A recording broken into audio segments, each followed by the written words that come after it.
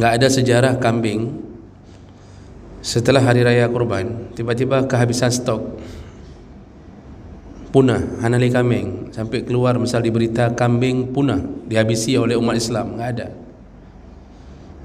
Sapi nggak pernah ada, unta tidak pernah ada berita punah, padahal dikurbankan tiap tahun, malah tiap tahun barang lebih.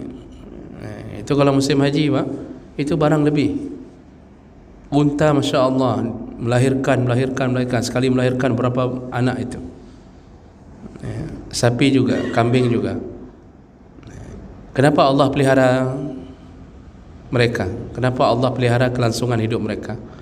Karena mereka digunakan untuk ketaatan kepada Allah.